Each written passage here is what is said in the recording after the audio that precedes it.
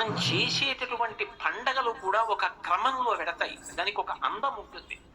ఇప్పుడు మనం భూ సంబంధమైనటువంటి పండగ చేస్తాం, ఉపాసన సంబంధమైన పండగ చేస్తాం. భోగి, సంక్రాంతి, కనుమ అని 3 పండగలు వస్తాయి. నిజానికి పండగ అంటే దాని అర్థం ఏదో పిండి వంటలు చేసుకు తినడం తప్పని కాదు, కొత్త బట్టలు కట్టుకోవడం తప్పని అసలు కాదు. కానీ దాని యొక్క యథార్థమైన విశేషాన్ని తెలుసుకుంటే అబ్బా, ఇంత పవిత్ర హృదయంతో వీటిని పెట్టారా అనిపిస్తుంది. భోగి అన్న మాటకు అర్థం ఏమిటంటే భోగం అనుభవించేటటువంటి రోజు అని. ఈ ఋతువులో సాధారణంగా ఏమవుతుందంటే పౌష్యలక్ష్మి అంటారు ఈ పుష్యమాసంలో. ఈ పౌష్యలక్ష్మి ఇంటికి వస్తుంది.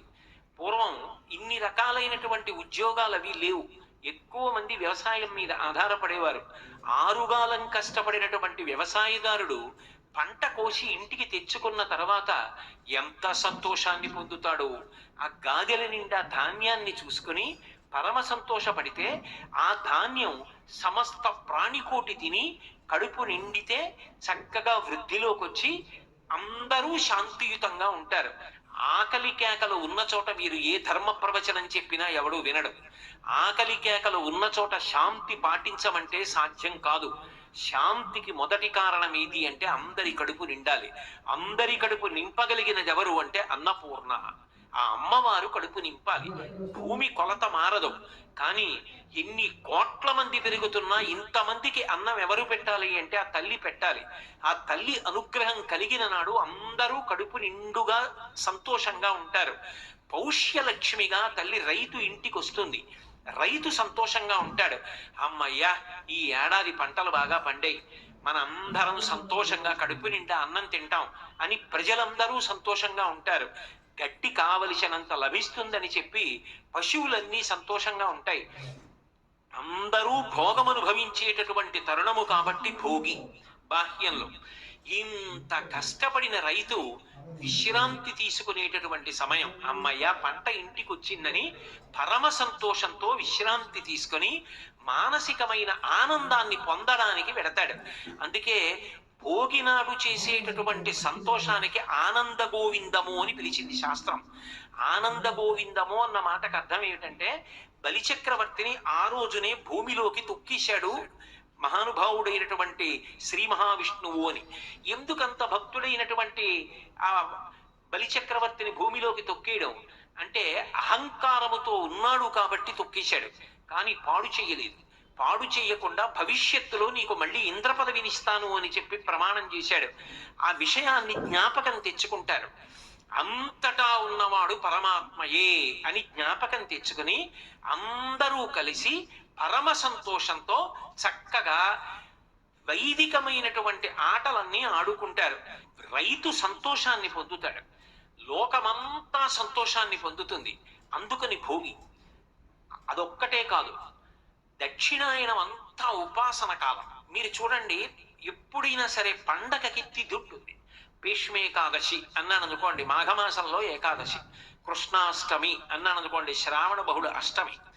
మహాశివరాత్రి అన్నాను అనుకోండి, మాఘమాసంలో వచ్చేటటువంటి కృష్ణపక్ష చతుర్దశి అర్ధరాత్రికి పరివ్యాప్తమై ఉండాలి. ఉంటే మహాశివరాత్రి. ఏదో శ్రీరామనవమి అన్నాను అనుకోండి, చైత్రమాస శుక్లపక్ష నవమి. తిథి ఉంటుంది, పండగ తిథి కలిసి ఉంటాయి.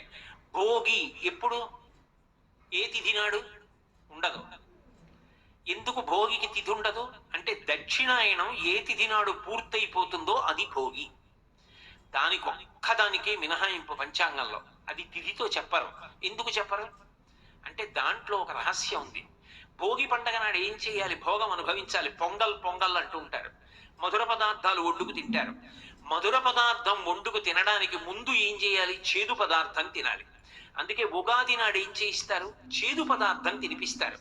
కష్టపడడం చేదుగా ఉంటుంది, ఒంటికి చెమట పట్టేటట్టుగా ప్రవర్తించడం చేదుగా ఉంటుంది, తనకున్నది త్యాగం చేయడం చేదుగా ఉంటుంది.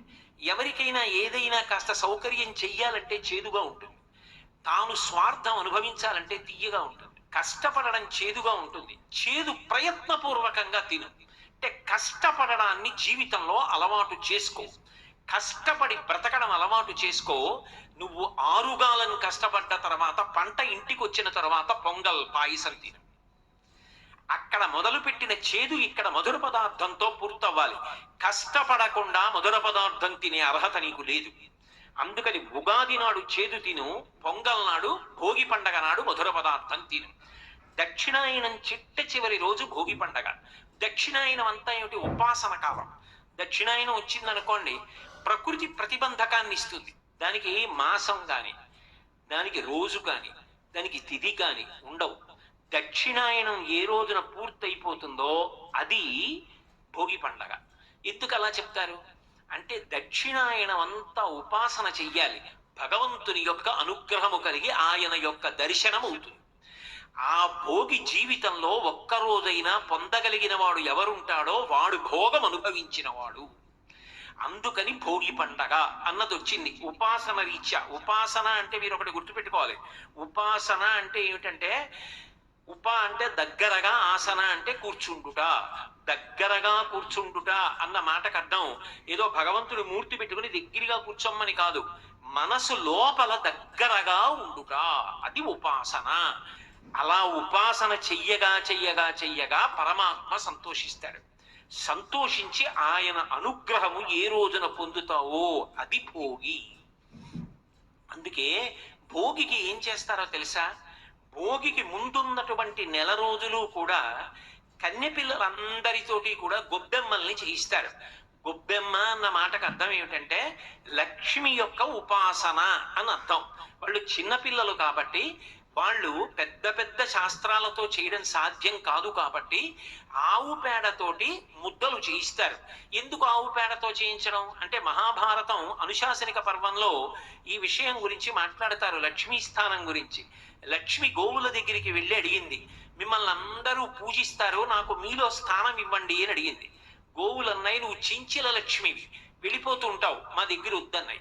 అంటే ఆవిడంది, నేను వెళ్ళిపోవడంలోనే ధర్మం నిలబడుతుంది.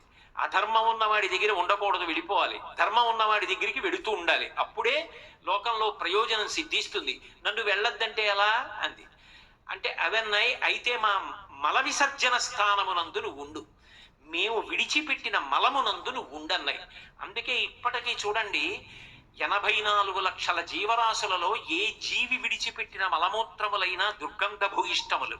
ఒక్క ఆవు యొక్క మలమూత్రములు సుగంధ భరితములు. గోశాలలోకి వెళ్ళి చూడండి, సువాసన వస్తుంది. పైగా అది లక్ష్మీ స్థానం. ఆవు పేడ యందు లక్ష్మి ఉంటుంది. అందుకని ఆడపిల్లతో ఆ గొబ్బిళ్ళు పెట్టిస్తారు. ఎందుకు పెట్టిస్తారు అంటే, ఆడపిల్ల ఎందుకండి మగపిల్లవాడితో ఎందుకు పెట్టించరు అంటారేమో. మగపిల్లవాడు ఒకవైపు ఉన్నటువంటి వంశాన్ని మాత్రమే తరింపచేస్తాడు. ఆడపిల్ల 2 వంశాలని తరింప చెయ్యగలిగిన శక్తితో ఉంటుంది. ఈ కాలమునందు లక్ష్మీదేవి అనుగ్రహం కలిగే సమయం కాబట్టి ఆవు పేడతో గొబ్బెమ్మలు చేయించి బంతిపూలు పెట్టించి ప్రదక్షిణం చేస్తూ గొబ్బెమ్మల మీద పాటలు పాడతారు. ఆ పాటలలో వాళ్ళు సంతోషాన్ని పొందుతారు. భోగి పండగకి ముందు ఈ గొబ్బెమ్మలన్నిటినీ కూడా కన్యపిల్లలతో పూజ చేయించి ప్రతిరోజు తల్లులు పులగం వండి నైవేద్యం పెట్టించి ఆ పులగాన్ని పెడతారు. కన్యపిల్లలందరినీ పిలిచి గొబ్బెమ్మలకి పూజలు చేయించి పులగం సైంధవలవనంతో ఈ పాళ్లలోనే ప్రతిరోజు వండించి అందరికీ ప్రసాదం పెడుతుంటాం. ఇవన్నీ తిని ఆడపిల్లలు చక్కగా సమాజంలో వృద్ధిలోకి రావాలి అని చెప్పి అందుకని పులగం పెడతారు. ఈ ఎండిపోయిన గొబ్బెమ్మలన్నింటినీ భోగి మంటలో వేసేస్తారు. ఎందుకు వేసేయాలి అంటే, శ్రియమిచ్చే తుహుతాశన, మంచి ఆలోచనలను, ధార్మికమైన అభివృద్ధిని అగ్నిహోత్రుడిస్తాడు. ఆ అగ్ని ద్వారా ప్రతి ఇల్లు కూడా వృద్ధిలోకి వచ్చి అందరూ సంతోషంగా ఉండాలి. అందరూ సంతోషంగా ఉండడానికి తృప్తి ఉండాలి. భర్తని ధర్మపదంలో ఉంచగలిగినటువంటి పరమశక్తివంతురాలు భార్య. అందుకే అటువంటి స్త్రీని కాపాడుకోవడానికి ఈ కాలమునందు గొబ్బెమ్మలతో ఉపాసన చేయిస్తారు. ఇక మీతో నేను మనవి చేశాను, ఆనంద గోవిందం భోగి మంటలు వేస్తారు. భోగి మంటలు అంటే దానికి అర్థం ఏమిటంటే, ఉండాలి కోరికలు. ఏ కోరికలు ఉండాలి? అవసరములు కోరికలు కావు. అందుకని భోగి మంటలు వేసి కామాన్ని కాలుస్తారు. కాల్చి నాకు ఈశ్వర కామము కావాలి, భగవద్భక్తి కావాలని అడుగుతారు. ఇక పసిపిల్లలు ఉంటారు. పసిపిల్లలు ఏ ఉపాసన చేస్తారు? వాడిని గొబ్బెమ్మని చేయమంటే మాత్రం వాడు ఏం చేస్తాడు? వాళ్ళు కూడా భోగం అనుభవించాలి. ఎందుకని? వాడు కడుపు నిండా పాలు తాగాలి, వాడు ఆరోగ్యంగా ఉండాలి. కొద్దిగా చలిగా లేస్తే వాడికి ముక్కు గారిపోతుంటే, కొద్దిగా ఎండ కాస్తే వాడు సొక్కిపోయి వాడు బాధపడి ఏడుస్తుంటే ఎలా? వాడికి పీడ పోవడం అన్న మాటకు అర్థం ఏమిటంటే వైదికమైనటువంటి సుఖాన్ని అనుభవించగలిగిన శక్తి వాడికి ఉండాలి.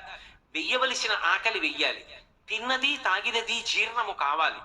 అలా ఉండాలి అంటే పీడ పోవాలి. పీడ ఎందుకు వస్తుంది? గత జన్మలలో చేసిన పాపము పీడగా వస్తుంది. ఆ పీడ పోగొట్టడానికి శాస్త్రము ఒక ఉపదేశం చేసింది. చిరుకు ముక్క, రేగుపండు, పైసలు ఈ మూడిటిని కలిపి భోగి పీడ పోవడం కోసం చిన్నపిల్లల్ని కూర్చోపెట్టి దిగదుడుపు తీసి తల మించి కిందకి వదిలేస్తారు. వదిలేస్తే భోగి పీడ తొలగిపోయి వాళ్ళు భోగం అనుభవించడానికి కావలసిన శక్తిని పొందుతారు. ఒక్కొక్క దాని వల్ల ఒక్కొక్క ప్రయోజనం ఉంటుంది. అది ఉంటుందా అంటే అన్నీ కొన్ని సార్లు అనుభవము చేత తెలిసేవి కావు, కానీ నమ్మకం చేత పెడతాయి. భూమి తిరుగుతోంది, నేను చూశానా? కానీ శాస్త్రములు చెప్తున్నాయి, శాస్త్రవేత్తలు చెప్తున్నారు, నమ్ముతున్నాను. అంతేగాని భూమి తిరగడం నేను చూడలేదండి అందుకని నేను నమ్మనండి అంటే మానే.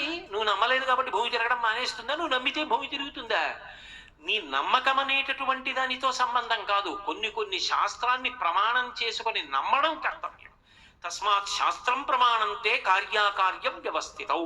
అందుకని భోగిపీడ తొలగించడానికి ఆ పైసలు, చెరుకు ముక్కలు, ఆ దానితో పాటుగా రేగుపళ్ళు ఈ మూడిటిని విడిచిపెడతారు. అన్ని విధాలుగాను మనుష్యులు అభ్యున్నతిని పొందడానికి కావలసినటువంటి దాన్ని ముప్పేటగా తీసుకువెళ్ళేటటువంటి పండగ కాబట్టి దానికి భోగి అని పేరొచ్చింది. నీవు చేసుకున్న పండగ వలన నువ్వు వృద్ధిలోకి రావాలి, నీ చుట్టూ ఉన్న వాళ్ళు వృద్ధిలోకి రావాలి, సమాజం వృద్ధిలోకి రావాలి. మకర సంక్రాంతి. మకర సంక్రాంతి అంటే సూర్యుడు మకర రాశిలోకి ప్రవేశిస్తాడు. కాలము రెండుగా ఉంటుంది, దక్షిణాయనము, ఉత్తరాయణము. దక్షిణాయనంలో దేవతలందరూ నిద్రపోతారు, ఉత్తరాయణంలో నిద్రలేస్తారు. దేవతలు నిద్రలేస్తారంటే బ్రాహ్మీ ముహూర్తమునందు లేస్తారు, తెల్లవారుజామున 3 గంటల వేళ. దేవతలకి తెల్లవారుజాము వేళ అంటే అది పరమ పవిత్రమైనటువంటి కాలం. అందుకే ఉపనయనాలు, వివాహాలు, దేవతా ప్రతిష్టలు ఇవన్నీ ఉత్తరాయణ పుణ్యకాలంలో జరుగుతాయి. ఆ ఉత్తరాయణ పుణ్యకాలంలోకి సూర్యుడు ప్రవేశించగానే మజ్జనం దానికి ప్రాధాన్యత. సాధారణంగా స్నానం చేసేటప్పుడు ఏం చేస్తాం? చెంబుతో నీళ్లు తీసి తల మీద పోసుకుంటాం. మజ్జనం అంటే మునక వేయుట, తల మునిగేటట్టుగా స్నానం చేస్తారు. జీవనదులలో కానీ పుష్కరిణులలో కానీ స్నానం చేస్తూ ఉంటారు. తల ముంచి స్నానం చేస్తారు, దాన్ని మజ్జనం అంటారు. స్నానం చేసి దేవతా సంబంధంగా, పితృదేవతా సంబంధంగా, జీవ సంబంధంగా అభ్యున్నతిని కల్పించే కాలం అది మకర సంక్రమణం. పుణ్యకార్యం చేయడం నేర్చుకో, దాని వలన పొందిన పుణ్యం నీ జీవుడితో వస్తుంది. మకర సంక్రమణ పుణ్యవేళ పరమ పావనమైన కాలం. ఉత్తరాయణ పుణ్యకాలం దేవతలందరూ నిద్రలేచేటటువంటి సమయం. ఆ సమయంలో నువ్వు చదివే ఒక స్తోత్రం, నీ ప్రదక్షిణం, నీ నమస్కారం, నీ భగవన్నామోచ్చారణం నిన్ను కాపాడతాయి. జీవుడికి, అలాగే పితృదేవతలకి, దేవతలకి, ముగ్గురికి కూడా అత్యంత ప్రధానమైనటువంటి కాలము ఉత్తరాయణ పుణ్యకాలము. అందుకని మకర సంక్రమణము అది పుణ్యాన్ని మూట కట్టుకునే కాలం. అందుకే ఏం చేస్తారంటే భగవంతుణ్ణి సేవించడానికి తేలిక మార్గం ఏమి అని అడిగారు. అతిథి దేవో భవ. ఇంటికి అతిథిని నేను ఆహ్వానిస్తే వస్తే అతిథి, నేను పిలవకుండా వస్తే అభ్యాగతి. పరమ ఉత్తముడు, తనని నమ్ముకున్నటువంటి పరమ భాగవతోత్తముడు ఎవరుంటాడో అటువంటి భక్తుడి రూపంలో ఇంటికి వస్తాడు. ఊరక రారు మహాత్ములు వా రథముల ఇంట్ల కడకు వచ్చుటలెల్లను కారణము మంగళములకు, నీ వచ్చుట శుభము మాకు నిజము మహాత్మా అంటాడు. ఎవరన్న దానితో సంబంధం లేదు, ఇంటికి వచ్చినవాడు అతిథి. అందున అభ్యాగతి స్వయం విష్ణువు, నేను పిలవకుండా వచ్చినవాడు. అది ఏ ప్రాణైనా కావచ్చు, కుక్క రూపంలో రావచ్చు, ఆవు రూపంలో రావచ్చు, ఓ పంది రూపంలో రావచ్చు. ఆ రోజున సంక్రమణ నాడు నేను వండుకున్నటువంటి మధుర పదార్థంలో కొంత భాగం అతిథుల్ని పిలిచి అభ్యాగతులకి, జీవకోటికి పెట్టి నేను సంతోషించి నేను తింటే అంతకన్నా అదృష్టమైనటువంటి విషయము వేరొకటి ఉండదు. అది మకర సంక్రమణము. అలా నువ్వు తరించు, ఈ త్యాగం నేర్చుకో. త్యాగేనైకే అమృతత్వమావసు. త్యాగము చేత అమృతత్వాన్ని పొందుతావు తప్ప మరొక రకంగా పొందలేవు. ఇంత గొప్ప తిథి అన్ని వేళలా రమ్మంటే రాదు. ఉత్తరాయణ పుణ్యకాల ప్రవేశమని స్నానము, దర్శనము, క్షేత్రము, ఒక్కొక్క పర్వతము, లేదా నీ ఊళ్ళో ఉంటే నువ్వు చెయ్యవలసిన విహితము, ఇంటికొచ్చిన అతిథి, అభ్యాగతి, భగవన్నామోచ్చారణము, పవిత్ర గ్రంథ పఠనము, పెద్దల సేవనము, గురుదర్శనము, ఇవన్నీ కూడా అభ్యున్నతి హేతువులు, ఉత్తరాయణ పుణ్యకాలంలో చెయ్యవలసినటువంటి కృత్యములు. అందుకని భోగి, సంక్రాంతి అని ఈ రెండు పండగలు పక్క పక్కన వచ్చాయి. మూడవది కనుమ. కనుమ గొప్పతనం ఏమిటి అంటే సనాతన ధర్మం యొక్క విశాలమైనటువంటి హృదయం. శం చతుష్పదే, శం ద్విపదే, ఒక్క నేను బాగుండాలి, మా అబ్బాయి బాగుండాలి, మా కోడలు బాగుండాలి, మా మనవలు బాగుండాలి, నా కూతురు అల్లుడు మనవలు బాగుండాలి, అది కాదు, అందరూ బాగుండాలి. అందుకే 108 నామములతో పూజ చేయిస్తారు. 170 నామాలు ఉండకూడదా, 350 నామాలు ఉండకూడదా? 108 నామాలు తప్పితే 1000 ఎందుకుంటాయంటే సమస్త లోకములలోని ప్రాణులు 27 నక్షత్రములలో పుడతారు. పుట్టినప్పుడు చనిపోయినప్పుడు నక్షత్రాన్ని ప్రధానంగా చూస్తారు. ఒక్కొక్క నక్షత్రానికి 4 పాదాలు.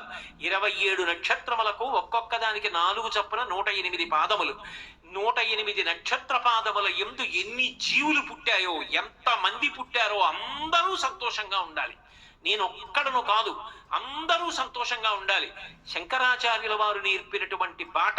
ఆయన కాశీ వెళ్ళారు అన్నపూర్ణమ్మ దగ్గరికి. అమ్మా నాకన్నం పెట్టని అడగలేదు.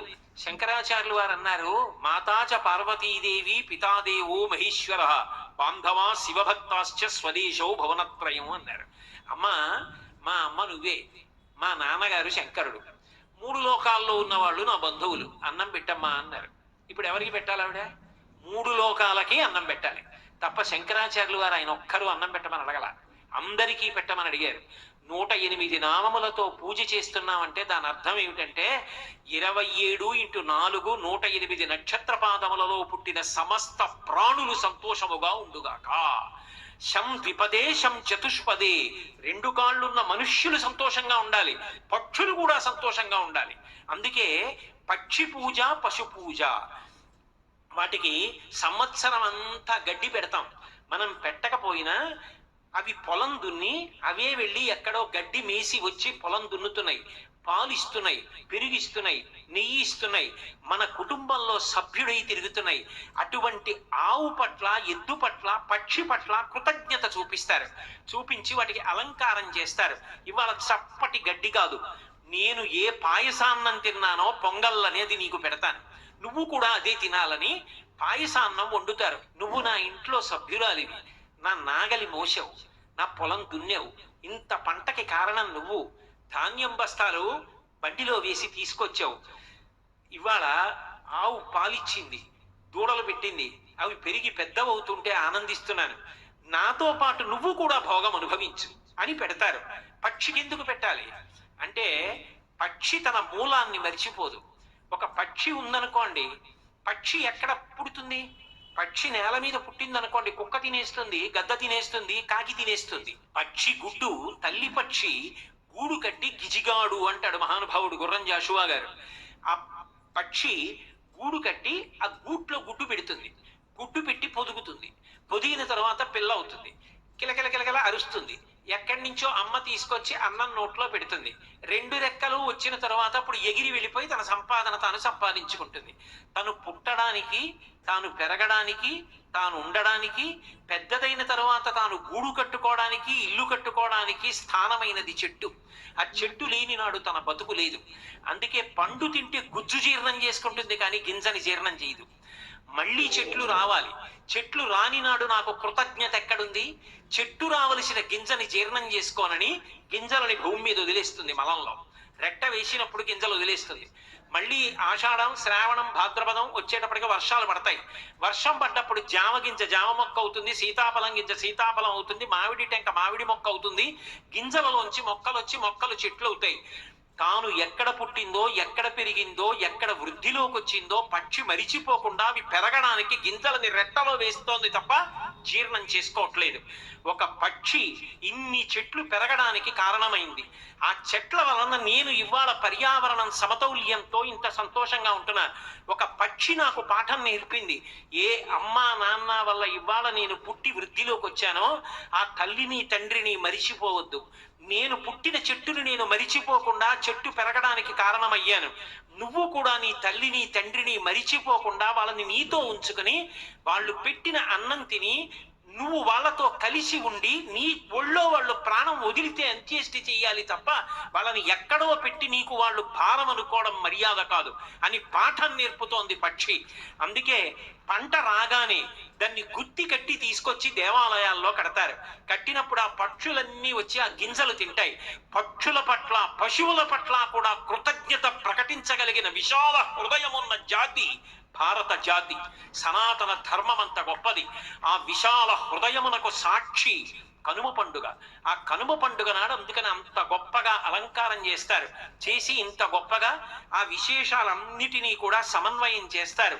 ఇంత గొప్పగా జరిగేటటువంటి ఈ భోగి, మకర సంక్రమణము, కనుమ అనపడేటటువంటి ముప్పేటగా జరిగే పండగ త్రివేణి సంగమం. బంధువులందరూ కలుసుకుంటారు. గంగిరెద్దుల వాళ్ళు వస్తారు, సంస్కృతిని నిలబెట్టుకుంటారు. ఆ గంగిరెద్దులు వస్తాయి. అలాగే ఆడపిల్లలు మగపిల్లలు చక్కగా ఉయ్యాలలు వేసుకుని ఆడుకుంటారు. హరిదాసులు వస్తారు. వాళ్ళు ఒక చోట నిలబడి ఏమీ పుచ్చుకోరు. వాళ్ళు బిగ్గరగా కంఠంతో పాడుకుంటూ వెళ్ళిపోతూ ఉంటారు. ఆ పాడుకుంటూ వెళ్ళిపోతుంటే వాళ్ళ దగ్గరికి వెళ్ళి ఆ చిన్న పిల్లలతోటి ఆ బియ్యము పైసలు పళ్ళు ఇప్పిస్తారు. గంగిరెద్దు మీద పాత బట్టో కొత్త బట్టో కప్పిస్తారు. అవన్నీ ఆంధ్రదేశం సంస్కృతిలో అంతర్భాగాలు. ఏదైనా పాడు చేసుకోవచ్చు, కానీ ఎవ్వరూ కూడా తమ సంస్కృతిని పాడు చేసుకోకూడదు. సంస్కృతికి పట్టాభిషేకం చేసే పండగలు, పరదేవత యొక్క అనుగ్రహానికి పొందడానికి వీలైన పండగలు. కాబట్టి చక్కగా మనందరం కూడా భోగి, సంక్రాంతి, కనుమ పండగలు అలా చేసుకుందాం. మంగళాశాసన పరై మదాచార్య పురోగమై సర్వైశ్చ పూర్వైరాచార్యై సత్కృత